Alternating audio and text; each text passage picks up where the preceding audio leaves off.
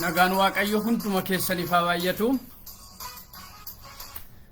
Kun sagantaa barnoota ifa Kiristoos yommuu ta'u ji'oota 3 kan ta'aniif barnoota karaa ifa Kiristoos Bible Institute yookiin immoo karaa mana barumsaa macaafa qulqulluu ifa Kiristoos waliin barachuun keenya ni yaadatama. Hunduma dura lafa jirtanitti bakka jirtanitti nagaan isiniif haa baay'atuun jedha. Gara akkuma beekamu yeroo kana training adda addaa magaalaa Naqamteef naannoo isheef karaa namoota adda addaa laachaa jirra. Kanaafi obboloota koo duukaa taanee dhalli namaa bara jiraatu keessatti akkamiin ifa Kiristoos ta'e akka hojjetu karaa macaafa mana barumsaa macaafa qulqulluu kan ifa Kiristoos kana hojjechaa jirra jechuudha. Kanaaf namoota hedduu bifa kanaatiin barsiifnee gargaarummaatti dhaloota guddisuu isa jedhu irratti hojjechaa jirra.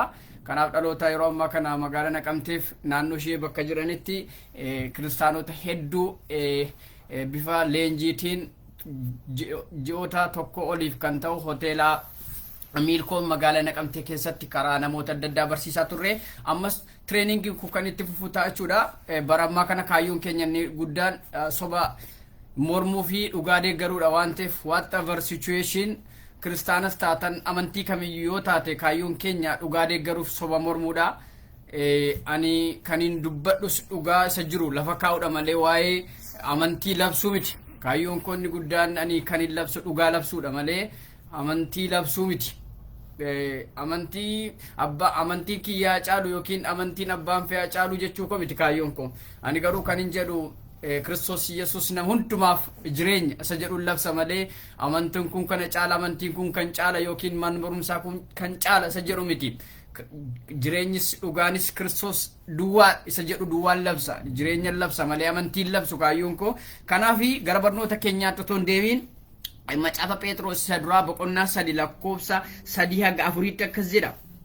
Of kuuluun keessan wanta alaan mul'atu mataa tolfachuudhaan warqee naqachuudhaan uffata babba'eessa uffachuudhaanis hin ta'in garuu of kuuluun keessan inni kan hin banne keessa namummaa keessanii isa dhokataadhaan haa ta'u.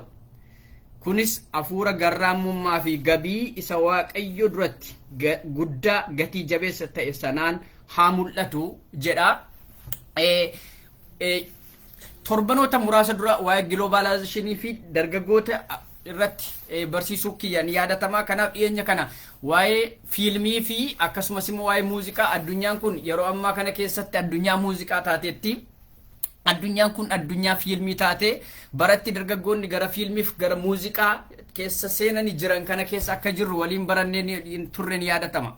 Kanaaf waldaa kiristaanaa keessallee irra taateen jiru faarfannaawwan jiruu fi taatee waldaa kiristaanaa keessa jiru raajonni sobaa jiranis hundi isaanii dhaloota gara Kiristoositti kan butan otoo hin taane dhaloota gara Kiristoos irraa achi akka butan waliin dubbachuun keenya ni yaadatama. Torbe darbe immoo wanti nuti uffanne ilaalle keessaa waa'ee uffannaa istaayilii uffannaati. Amma yeroo ammaa kana keessa addunyaan nami baay'een qaama isaatti gammadaa waan hin taaneef uffata dizaayiniin jiran hundi isaanii eenyummaa namaa kan qullaa namaa adeemsan waan ta'eef uffatoonni baay'een har'a gabaarra jiran kun dhoksaa adda addaa kan qabanii fi dhalli namaa yeroo ammaa kana keessa dhaqna isaa caalaa kan inni gatiitti laatu uffata isaati jenneerra. Garuu Kiristoos Iyesuus immoo jireenyi nyaata irra akka caalu dhaqnis uffata irra akka caalu macaafni qulqulluun Luqaas 12:33 irratti 23 irratti Iyesuus mataan isaa akka dubbate waliin baranne. Kanaaf har'a dargaggoonni baay'een uffata ciccitaa eenyummaan isaanii hin beekne. Yeroo baay'ee uffatoonni kun biyya Chaayinaatti kan oomishaman yoo ta'u Chaayinoonni garuu uffata kan akka hin uffanneef dhoksaan isaa dargaggoota Afrikaa maayindi kontirool gochuu malee Chaayinoonni baay'een isaanii uffata kan akka hin uffanne. Uffatoonni ciccitoon kunis ergaa mataa isaanii yookiin implikeeshinii mataa isaa keessumaa dargaggoonni Afrikaa eenyummaa isaa gatee safuu isaa gatee garbummaa sammuu yookiin immoo maayindi kontirool isa jedhu keessa akka galuuf kan hojjetamedha. Kanaaf uffatoonni kun yeroo ammaa hiiki isaanii gara raappee jecha gara raappee isa jedhutti keessumaa gara South America irraa kanneen dhufanitti employ ta'uudhaan raappeen hiika gurguddaa sadi akka waliin qabu baranneerraa inni tokko ani garbicha Afrikaa isa dhaabbatee yookiin yurinet yookiin immoo bobba'u isa ta'u jennee lammaffaa irratti immoo ani geeyidha yookiin immoo yeroo baay'ee daayiperiin fayyadama sirbituu Ameerikaa ka Ameerikaa kibbaati yookiin immoo gurraacha sirbituu Ameerikaa lesbaans yookiin immoo nama homosekshuaalii deeggaru jechuu sadaffaa immoo mudhiin koo laafaa isa jedhutti akka hiikamu fayyoonni karaa bakkeef karaa saayinsii fi karaa hafuuraa bifa kanaatiin akka lafa kaan waliin baranne. Kanaaf gatii guddaa kan qabu uffata keenya ton taane eenyummaa keenya kan ibsu dhaqna keenyadha. Kanaaf uffata dizaayinii jijjiiroo ton taane kan jijjiiramni guddaan keessa keenya akka ta'uu qabu waliin barannee turre. Dabalatammoo kan nuti ilaalle torbee darbe waa'ee dibataa irratti ilaalleerraa yookiin immoo dibata yookiin immoo kosmootiksii kanarratti addunyaan kun har'a suuqonni suuppermaarketoonni gurguddaan babal'inni isaanii inni guddaan kan irratti taargeet godhe. Yeroo ammaa kana keessatti inni guddaan supermarketii kosmootiksiidha. Kanaaf babal'inniif gatii guddaa dhalli namaa itti baasaa jirru hundi isaa maajoritiin isaa kosmootiksiidha. Kosmootiksoonni kun har'a baay'inni isaanii lakkoofsatti kan hin tilmaamamnee fi eenyummaa namaa isa gurraacha adii isa ta'e immoo gurraacha gochuu kan danda'an. Kanaaf total color change fiduu kan danda'an akka ta'e kosmootiksoonni kun bifa eenyummaa namaa jijjiiranii namoonni baay'een bifa isaaniitti gammadoo akka hin taane qorannoon saayinsiis akka mul'isu inni gurraachummaa isaatti akka hin gammanne inni adiin immoo adii ta'uu isaatti akka hin gammanne waliin barannee turre. Kanaaf dibatoonni kun yeroo baay'ee kan isaan oomishaman namoota galaana qixxa lamaan jiranii malee yoo baay'ee isaa ilaaltaniittu ta'e uffata meeshaaleen kosmootiksoonni kun baay'een isaanii whatever situation majoritiin isaanii meeddiinii akka hin qabne waliin baranneerra. Kanaaf uffanni bitamu meeddiinii qaba garuu kosmootiksoonni kun baay'een isaanii meeddiinii kan hin qabne bara dargaggummaa ofiitti dhaloota bareechanii bara dulluma ofiitti dhukkuboota akka kaanseriif kan nama saaxilan yookiin immoo ispeeshaalii iskiriin kaanseriif akka nama saaxilan qorannoon hedduun akka jiruu fi kanaaf bar tokko bareedeen bar tokko fokkisaatti isa jedhudha. Kanaaf baay'een isaanii kan isaan hojjetaman dizaayinii kanaaf akka ta'e waliin barannee turre. Kanaaf namoonni baay'een kosmootiksoonni kun eessatti oomishaman maalirraa oomishaman maaliif oomishaman jedhanii gaafachuu ala suuqii eenyurraa akka bitaniif maqaa isaa duwwaa beekanii akka itti fayyadaman waliin barannee turre. Kanaaf dhalli namaa garuu kan inni ta'uu qabu kosmootiksii inni kun kosmootiksii ani itti fayyadamu kun suuqii eenyurraan bitee gararraatti maal na fayyadaaf faayidaan isaa maalidha eessatti oomishame jechuu beekuun gaaffilee cimoo ta'uu qabu ture. Dhalli namaa nyaata gosa adda nyaatu keessatti baay'ina ashaboo isaa xiinxala malee kosmootiksii fayyadamu keessatti baay'ina kosmootiksii yookiin kwaalitii isaa hin xiinxalu. Kun immoo dhaloota baay'ee maayindi kontirool yookiin immoo karaatti seexanni dhaloota baay'ee kontirool gochaa jiru keessaa isa olaanaadha. Kanaaf dargaggoonni keenya eenyummaa isaanii kan ittiin beekan yookiin immoo ittiin ibsatan kosmootiksii kanatti fayyadamu akka ta'e yeroo darbe waliin barannee turre. Kanaaf nuni uffata kosmootiksii bakkeetti dibamee bornurraa badooton taane kan yeroo hundumaa ittiin barennu ayyaana waaqayyoo akka ta'e takkaa dibannaan kan namarraan banne raftee kaatee kan namarraan banne dhiqattee kan sirraan banne ayyaana waaqayyoo nagaa waaqayyoo sirra jiraannaan gurraacha iyyuun bareedda hiyyoom iyyuun bareedda. Haga fe'e kosmootiksii 100-200 yoo ofirratti dibde manni kee mana suuppermaarkeetii yoo ta'e inni guddaan kosmootiksiin nama yeroo bareecha ganama bareechee galgala si fokkisuu danda'a. Kan sirraa bareedee sirti hafu ayyaana waaqayyooti. kanaaf of kuuluun keessan ayyaana waaqayyoon akka ta'u macaafni Phexros isa duraa irratti 3:3-4 boqonnaa 3:3-4 akka dubbatu waliin barannee turre. Kanaaf miidhanni keenya inni guddaan ayyaana waaqayyoo sanamarraa hin dabarre malee isa dhufee darbu ta'uu hin qabu. Obboleessi ko obboleetti ko uffannu keenya jireenya jiraannu keenya keessatti kan nurraa calaqqisu uffata keenyaa mul'anna toon taane eenyummaa keenyaa mul'achuu qabna. In whatever situation sitti nima dargaggummaan hin darba, sitti nima beekumsi hin darba, sitti nima bifti kee hin darba, uffanni kees hin darba, dizaayinii har'aa boon lammataa deebiteen argitu inni citee sitti hafu garuu jaalala kiristoosidha. Dibadhu bareedaadha garuu akka macaafni qulqulluun akka ta'utti jedha malee akka bifa kee akka ta'utti jedha malee argite jettee akka barbaaddeen dibatiin ofitti sillaaqina inni kasaan beekne dibadhu bareedi. Inni kun cubbuu miti. Kosmootiksiin fayyadamiina hin jenneen. Kosmootiksii fayyadamaa kan akka ta'uu qabutti fayyadamaa isa sinirraa bareedutti fayyadamaa dhaqe jettee lippistikii hiikisaan beekamne dhiiga kana dhangalaafte ani dhiiga dhangalaase jechuudha. Har'ammoo gurraachatti jijjiirame dhalooti baay'een ani dukkana keessa jechuudha. Kana wanta dibamu akka ta'utti nuuf ta'u itti fayyadamuu qabna malee argina jennee akka nama warshaa keessaa bahee keessumaa shamarran keessatti wanti kun baay'ee experienceedha. Kanaafuu baay'eggannu kun torbe keenya isa darbeeti. Barumsa torbee darbeeti. Har'a garuu kan nuti irratti ilaallu wantoota globalization duukaa wajjin wal qabatan keessaa waa'ee istaayilii rifeensaati. Istaayiliin rifeensaa yeroo ammaa kana keessatti globalization har'aa ta'e shamarran keessattis dhiira keessattis gahee guddaa kan qabudha. Istaayiliin rifeensaa kun rifeensi yeroo baay'ee dhalli namaa inni rifeensa dheeraa qabu ittiin gammadu. Har'a qorannoon jiru inni xinnaa qabus ittiin gammadu. Kanaaf inni rifeensa dheeraa qabu irraa kukkutata yookiin irraa kukkutattee gabaabsatti bareechachuuf jechuudha. Inni rifeensa gabaabaa qabdu sin rakkinu itti dabalatee dheereffata rakkina hin qabu. Kanaaf addunyaan kun wanta waaqayyo ishee uumetti, funyaan ishee uumetti, ija ishee uumetti, gurra ishee uumetti gammadaa miti. Rifeensi koo yaa waaqayyo ati gabaabsite jedhanii waaqayyotti koomentii kennaa oolu. Kanaaf ani itti dabaladheen sirreeffadha akka malee na uumte jechuudha. Rifeensa waaqayyo siidhaate ittiin gammaddu taanaan yoo sitti dheerateera hin gabaabsita taanaan waaqayyoon dogoggorte dheeraa miti ankoo gabaabaa ture jechuudha. You are giving a comment to the Lord. Bear in mind. Rifeensa gabaabaa sitti laatame sana lakki yaa waaqayyoon dogoggorte ankoo dheerachuu qaba jettee yoo rifeensa ofitti dabalte kunis cubbuudha. Sababni isaa akka nama funyaan gabaabaa nama funyaan haaraatti dabalatuuti. Obboleessa ko obboleettii ko sitti nima taateen kun waan salphaa sitti fakkaachuu danda'a. Akkuma akka raajonni jedhan akka gurguddoonni jedhan miti jireenyi kiristaanummaa inni dhugaan. Dhaqni kee waan hundumaarra caala. Kiristoos Iyesuus gatii guddaadhaan gaafa sitti uume gaafa gatii guddaadhaan sitti uume rifeensi kees lakkoofsa qaba funyaan akkitti dizaayiniitti uumamte eenyuyyuu uumameen beeku. Kanaaf rifeensi mataa kee akka barbaadde gochuu hin dandeessu, qaama kee akka barbaadde gochuu hin dandeessu. Kanaaf har'a yeroo baay'ee namoonni Afrikaa keessaa rifeensi isaanii waan gabaabsataniif wiigitti dabalatanii itti dheereffatu.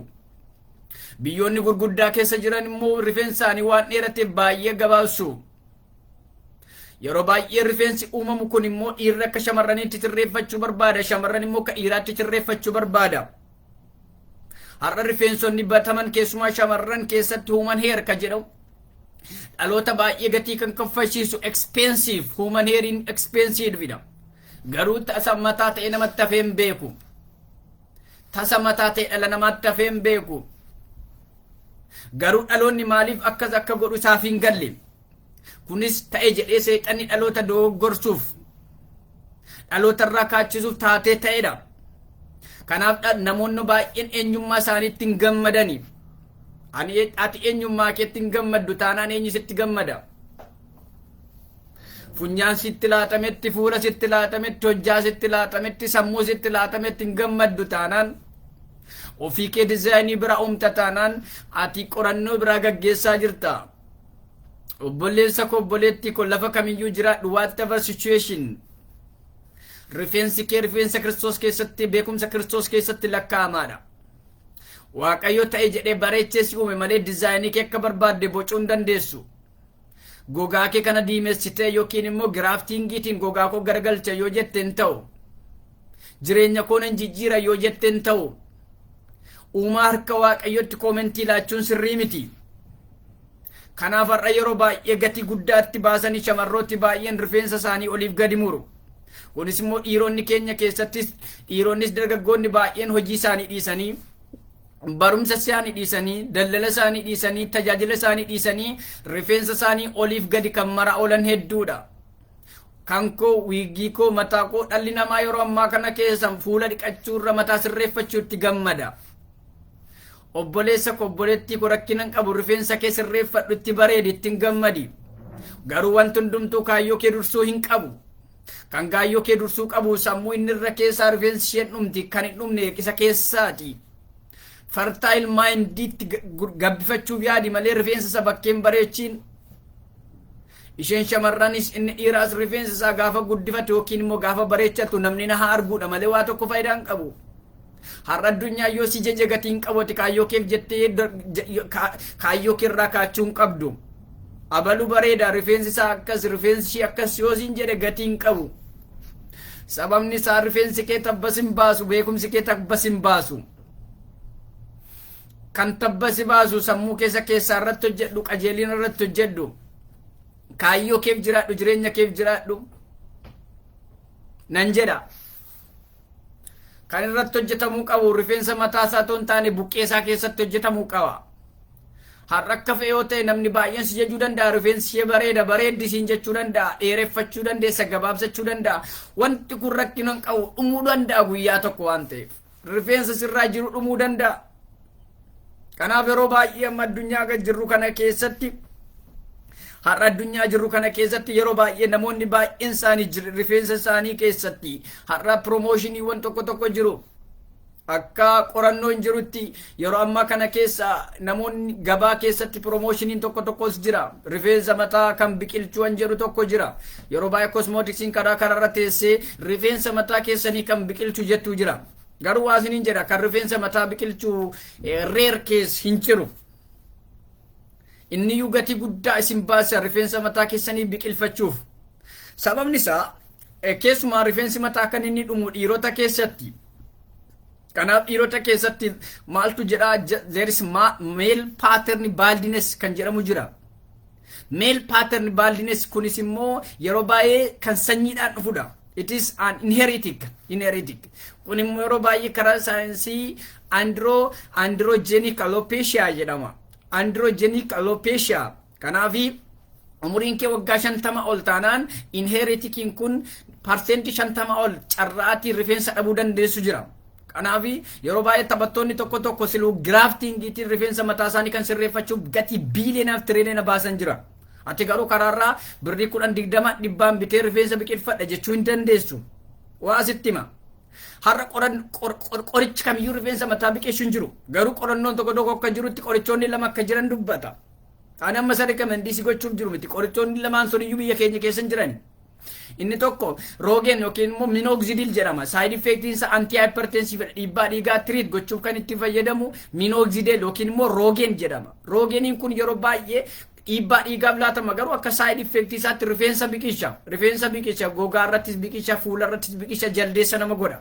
Kanaaf qorichi kun maal ta'a rifeensa biqilchuuf ittiin fayyadamnu jedhanii hojiitti jiran. Kanaaf yeroo baay'ee bifa liquiditiin hin dibama guyyaa kisii lama dibama minoxidil yookiin immoo roogeeniin kun. Garuu biyya keenya keessa hin jiru gatii guddaadha. Kanaaf isa bitadhaa siin hin jiru side effectiin isaa hirsuusismii fida. Lammaffaa immoo finasteride kan jedhamudha yookiin immoo propecia yookiin immoo proskal kan jedhamudha. Inni kun immoo qoricha liqimsamu wayida. Kanaaf inni kun gatii hin qabu.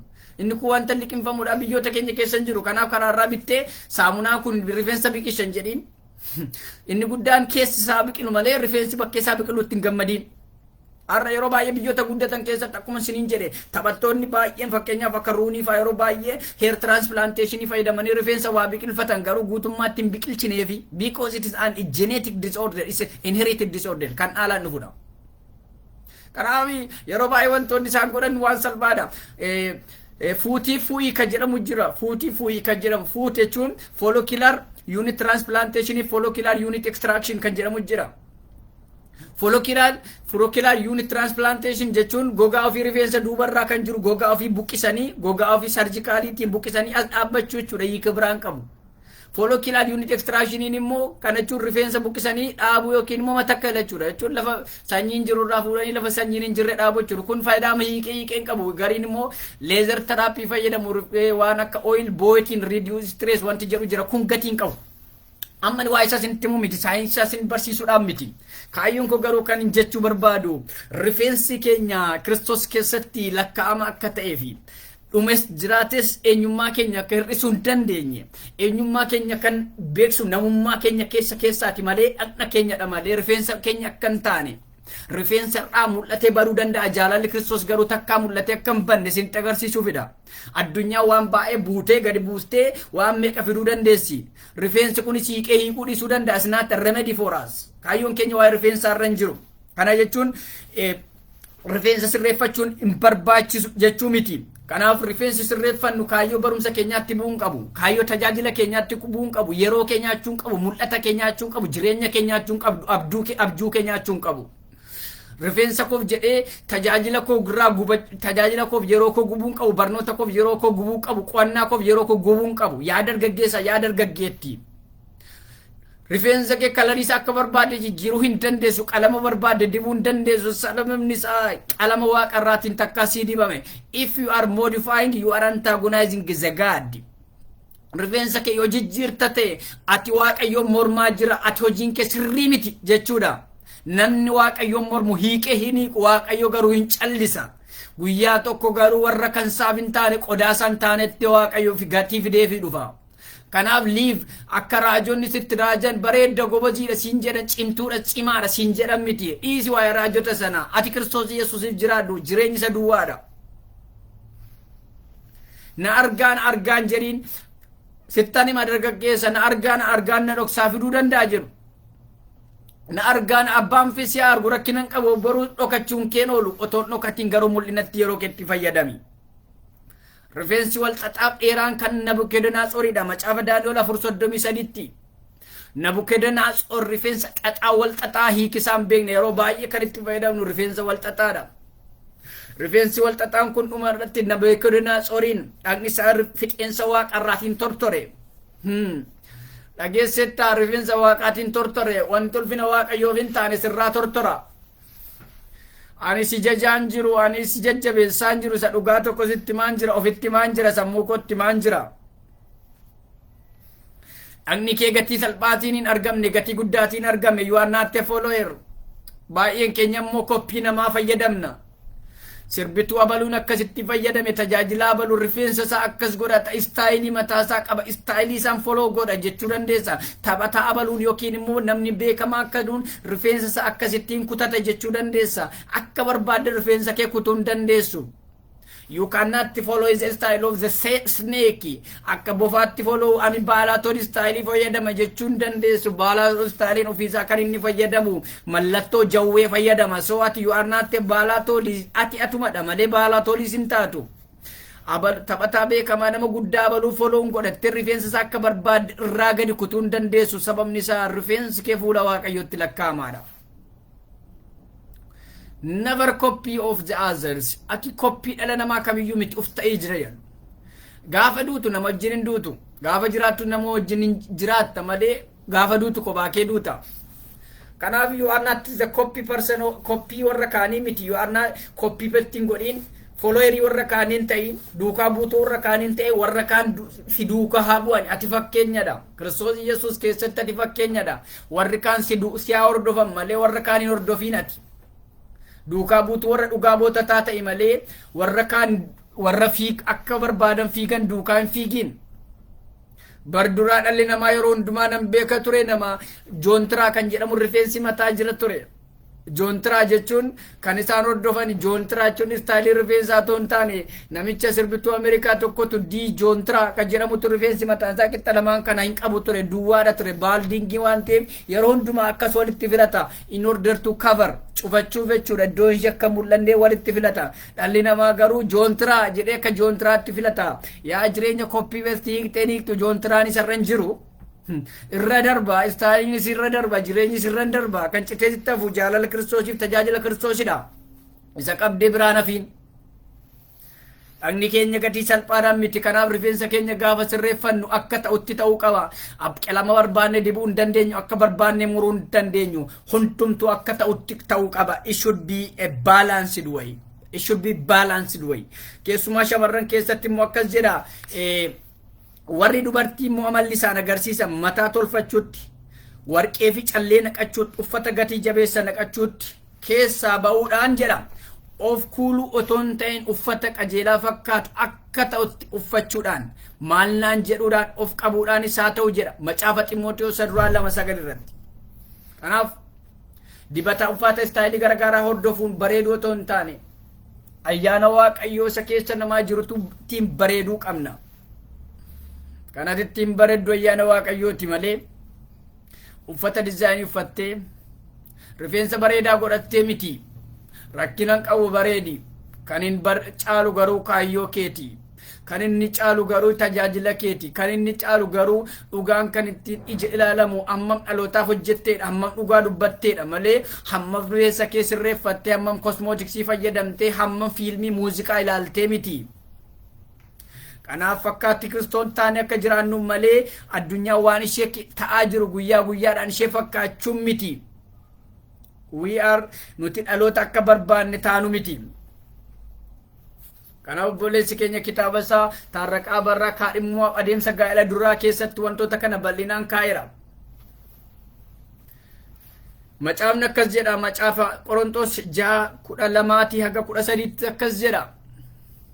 Namni anaaf wanti hundinuu dhowwaa hin qabu jedhu jira garuu wanti hundinuu isan gargaaru anis wanti hundinuu dhowwaa hin qabu nan jedha garuu wanti hundinuu anarratti gooftummaa hin godhatu. Namni tokkos nyaanni garaachaaf kenname garaachis nyaataaf kenname in jedha waaqayyo immoo kanas sanas lafatti hin dabala dhagni garuu hojii halalummaa namaaf hin kennamne inni gooftaadhaaf hojjechuuf kenname gooftaanis dhagna namaatiif ni yaada jedha macaafa Qorontos 6:6 akkas jedhee dubbata Phaawulos. Kanaaf wanti hundinuu dhowwaa hin qabu jireenya kee irratti mana kee irratti waan barbaadde gochuu dandeessa dhowwaa hin qabu garuu kan dhowwaa qabu tokko jira wanta gootu kanaaf guyyaa tokko akka itti gaafatamtu you are responsible. Kanaaf inni guddaan jireenya keenya keessatti waan barbaanne nyaachuu danda'a. Kanaaf namni tokko nyaanni garaachaaf garaachis nyaataaf kenname jechuu danda'a. Eeyye kennameera garuu ati waan hunduma nyaachuufis miti. Kaayyoon kee buddeen gararraadha. Kaayyoon kee jireenya qabduun gararraadha. Siinin jedha. Ati buddeen nyaachuuf hin waamamne rakkinan qabu buddeen iddoo kamiyyuu numu garaa guuttachuuf yoon ta'e wanti itti garaa guutan dhibee miti. Obboleessi koo obboleetti koo kanatti waamamte dhugaaf jiraachuuf dhalootaaf jiraachuudha. Waan argachuuf miti. Buddeena yoo ta'e sareenuun nyaatti waa'ee buddeena irra darbi mul'ati kee darbu. Dhalootaaf jiraadhu darbi dhugaa jiraadhu darbi. Ati teekinooloojii addunyaa hordoftee darbootoo hin taane dhugaa dhalootaaf hojjettee darbuu ta'uu qabda. Kanatti mormitu addunyaa kana keessaa cubbuu duwwaarraa kan hafe dhimmi addunyaa kun hundumtuus ilaallata. Jallina addunyaan gootu ka'ii mormi. Jallina mootonni godhan ka'ii mormi. Siyaasni addunyaas ilaallata. Ikoonomiin addunyaas ilaallata. Beekumsi addunyaas ilaallata. Beekumsi kiristoosiif hin taane lafatti dabalamu. Qabeenyi kiristoosiif hin taane lafatti dabalamu. Malaammaltummaan addunyaa kun lafatti dabalamu. Isheen mul'attee deemtu kun bornan tarkaanfachiifne lafatti dabalamtu. Sababni isaa kaayyoon keenya buddeenaan miti jireenyatti hin jiraannuufidha. Dargaggoota gara boollaatti deemaniif kaanee haa falminu dhugaatti haa deebisnu. Sammuu dhaloota haa qaru dhalootaaf haa dubbannu haala dhiyyeessaaf haa dubbannu. Dhaloota keessatti wangeela haa lallabnu dhugaaf haa jiraannu. Yoo samii irratti gatiin keenya kanaan ilaalama. Yoo dhalootaaf gatiin keenya kanaan ilaalama. Inni kun waa'ee rifeensa mataati. Kanaaf rifeensa mataa kee akka barbaadden godhiin. Akka barbaadden godhiin. Qalama barbaadden dibiin. Wanna barbaadde irratti hin godhiin itti gaafatamta. Hin ceetan jenneen itti gaafatamta yoo akka malee goote. Yoo akka malee murte itti gaafatamta.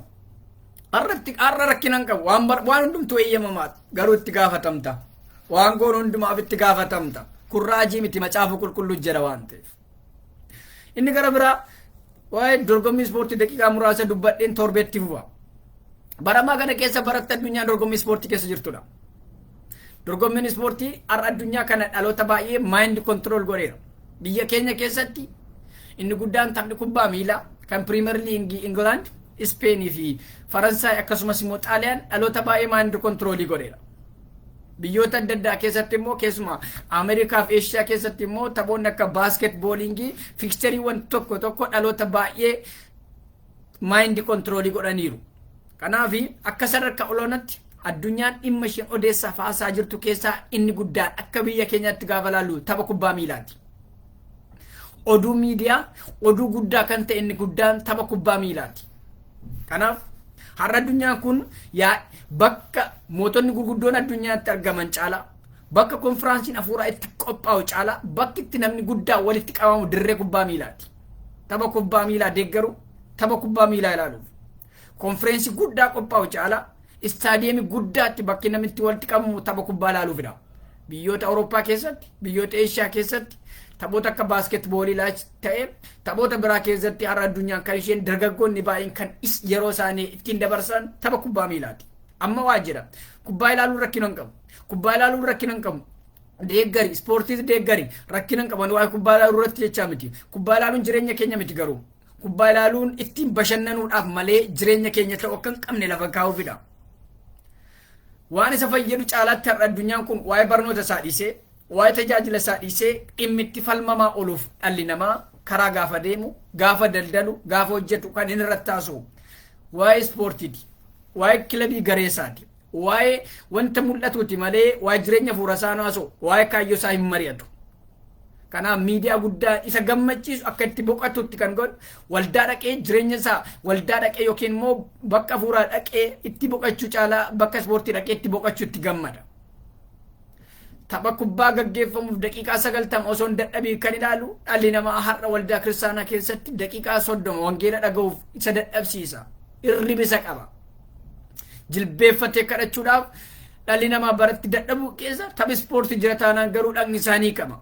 Kun maaliif yoo jenne inni sababni isaa there is no reason. Garuu dhalli namaa ispoortii waan na boqochiisa jedhee waan itti amaneef duwwaadha. Ati immoo jireenya kee keessa irratti kan sirratti immoo waan itti amanteedha. Gooftaan kee waan irratti wanta ofirratti moosifteetu siif gooftaadha. Jireenya kee keessatti barumsa ofirratti moosifnaan siif gooftaadha barumsi. Tajaajila kee irratti isirratti ofitti moosifnaan hundumtuu siif gooftaadha. Kan sirratti mo'uu qabu waaqayyo duwwaa ta'uu qaba. Jireenya kee duwwaa ta'uu qabu. Kaayyoo kee duwwaa ta'uu qaba. Kanaaf dhalli namaa waldaa kiristaanaa dhaqu caalaa rooba keessa dukkana keessa lubbuusaa gurguree bakka dirree ispoortii dhaqa. Yookiin akka daawwannaa DSTV qarshii guddaa kaffala. Kun immoo dhalli namaa keessatti har'a jaalala diigee gaa'ela wantoota diigan keessaa tokko tapha kubbaa miilaa biyya keenyatti gaggeeffamu keessadha. Kun immoo jaalala tokkummaa haadha manaa abbaa manaa illee hedduu diigeera.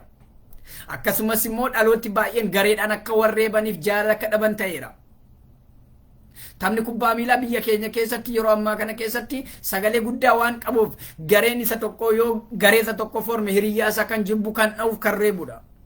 Tapha kubbaa miilaa keessatti inni tokko yoo isa tokko mo'ame gareedhaan wal ta'anii qumaara baratti taphatamu kana keessa jirra. Qumaarri kunis immoo dhaloota baay'ee kan walitti buuseef dhaloota baay'ee gareedhaan kan warreebse kan dhiiga dhangalaasee keessa jirra. Keessumaa immoo yeroo ammaa kana keessatti kan qabsiisan illee dhabanii qumaara yookiin immoo qumaara taphatan keessatti kan haadha manaa isaanii qabsiisan illee hedduudha. Sababa gareen isaanii mo'ameef kan lubbuu isaanii gamoorraa darbatan isa lakkoofsan qabanii. Inni taphatu iyyuu uf hin darbanne inni ilaalumaaf uf darbatu na dhibe. Nan jedha. Inni kilabii taphatu inni taphatee mo'amu iyyuu aarree inni ilaalumaaf akka inni aarutu na dhibe. Har'a ijoollonni baay'een dargaggoonni baay'een sababa kilabii isaaniif gatii guddaa baasu. Dhugaan siin jedha. arra baraka keessa macaafa qulqulluu baree ergamoota 12 beekurra yookiin immoo duukaa buutota Kiristoos 12 beekurra taphattoota kilabii tokko eenyummaa isaanii beeka dhalli namaa. Anis kubbaan ilaala nan deeggara garuu eenyummaa koo dabarsee kubbaaf hin laadhu, kaayyoo koo dabarsee kubbaaf hin laadhu, kaayyoo kootti bu'uun qabu kubbaan. Madda bashannana koo ta'uu danda'a ittiin bashannanuuf malee kaayyoo koo godhee buddeen koo godhee miti. Dhimmi kubbaa ispoortii dhimma addunyaa yoo ta'e iyyuu dhimma waaqayyoo miti, dhimma lubbuus miti. Ilaali deeggari kilabii. Ati kilabiin deeggartu inni taphatu garuu hin deeggara, hin geeddarata. Kanaaf dhimma har'a ijoollonni dhalatan baay'een isaanii waa'ee wangeelaa beeku gararraatti taphattoota umurii isaanii beeku, fira isaanii beeku, haadha manaa isaanii, hojjaa isaanii, lakkoofsa isaanii, kophee inni hidhatu lakkoofsa isaanii beeku. Meessi abbooti keessan ijoollee warri qabdan ijoolleen keessan maqaa haadha keessanii beeku moo maqaa haadha Roonaaldoo beeku moo maqaa haadha Meesii beeku jettanii yaaddu moo maqaa haadha Meesii haadha manaa Meesii irra beeku jettanii yaaddu. Dhugaan siniin jedha ijoolleen dhalattu akka firaatti kan isheen itti haasoftu warra taphatan fira isaanii beeku, lammii isaanii beeku, iddoo bulan waan nyaatan beeku, garuu maqaa akkoo isaanii akaakayyuu isaanii kan beekan muraasadha.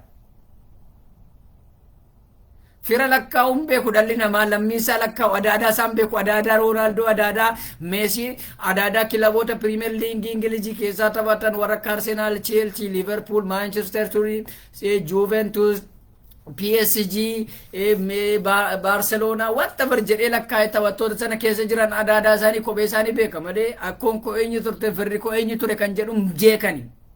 Safuuf aadaa wallaalanii. England keessatti taphni kubbaa miilaa madda galii sadaffaarra jira addunyaa keessaa. Nuni garuu qarshii guddaa invest kan goonu namoonni baay'een haadha manaa isaaniif ijoollee isaaniif qarshii kan hin laannellee hiriyyaa isaaniif buna bituurra ittiin kubbaa ilaalutti gammadu. Kanaaf hiriyyaa kee caalaa kubbaa sii caale. Sii caaluun qabu garuu kan sii caalu hiriyyaa keeti.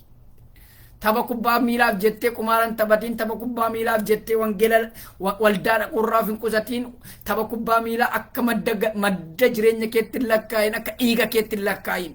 Jarri eenyummaa kee hin beekani. Dhalachuu keeyyuu hin beekani. Eessaa akka dhufte iyyuu hin beekani. Nama ta'uu keef jaldeessa ta'uu kee hin beekani. Ati garuu akka fira keetti haasofta. Namoonni baay'een ufuma isaanii akka leenjisaa ta'u as ta'anii abaluun Ferguson akkas godhee ture, akkas godhee ture, akkas godhee ture jedhanii koomentii laatu leenjisaa ta'u otuma hin baratiin. Ayi inni sin dhaga'u maal godha yoo deessi rakkina qabu ittiin wal falmita malee innoo sin dhaga'u koomentiin tokko iyyuu achi hin ga'u hin barreessituuf yoo eessaasii argama. Yoo deessite maal godha akka namaatti hin lakkaa'amneem akka namaatti hin lakkoofneem jarri nutu isaan lakkaa'e malee akka firaatti lakkoofne akka obbolaatti lakkoofne akka nama wajjin haasootti haasofne qilleensa keessatti haasaa adeemna malee jarri nun dhageenye koomentii keenya. Obboleessa ko obboleettii ko waa'ee kana torbee dhufu irratti qabxii muraasa dabala. Kanaaf qabxii muraasa dabalee waa'ee sooshaal miidiyaatti deebi'a. Kanaaf rakkina qabu kubbaalaadha. Garuu madda bashannana kee haa ta'u malee madda jireenya kee hin ta'in. Sammuu kee waan hin taanetti dhiin kaayyoo keettidhi. Yoo kubbaa ilaalta ta'e ittiin tapha ilaalte appilaayi goota ta'e bareedaadha. Appilaayin goodu taanaan garuu ittiin bashannani. Tajaajila keetti gufuu ta'uu hin qabu. Barumsa keetti gufuu ta'uu hin qabu. Jireenya keetti gufuu ta'uu hin qabu. Warri taphatuuf buddeenadha. Siif garuu buddeen miti. Warra taphatuuf buddeenadha. Har'a taphataan tokko biyya England keessatti averejilii 300 torbee tokkotti nyaata paawundii 300 yuuroo 300 nyaata averejilii. Kun immoo gara guyyaa tokkotti averejilii naannoo miiliyoona 200 miiliyoona 2 argata.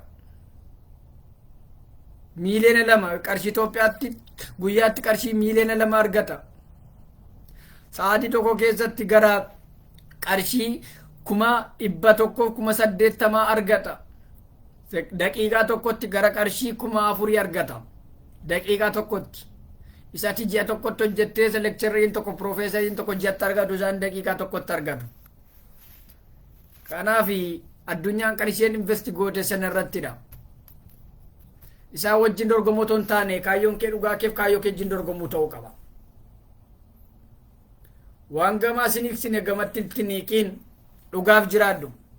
Torbee dhufu kana wal qabate waa'ee kubbaa ispoortii kana qabxiilee muraasa kaaseen waa'ee social media warreen akka FB Twitter WhatsApp WeChat Telegram wanneen kana irratti qabxiilee muraasa kaasa karaa hundumaan waaqayyo ayyaana isiniif baay'isu ayyaanni waaqayyo isin wajjin haa ta'u guyyaa gaarii torban gaarii nagaa isiniif hawwa diinni keessan haa qofu isin ce'a balbala isiniif banu biyya keenyaaf nagaa dhaloota keenyaaf nagaa hawwa bakka jiraatanitti hojii keessanitti kaayyoo hundumaan milkaa'a ayyaanni waaqayyo hunduma keessan wajjin haa ta'u lafa jirtan manni jirtan abidda waaqayyoon haa golboobamu shalom afaan dina onse du'aa yeroo malee harki kee gidduu galee dhimmi keena dhabse afaan dina onse simitire inni bidhaa koo ciree meekee hin farfadhure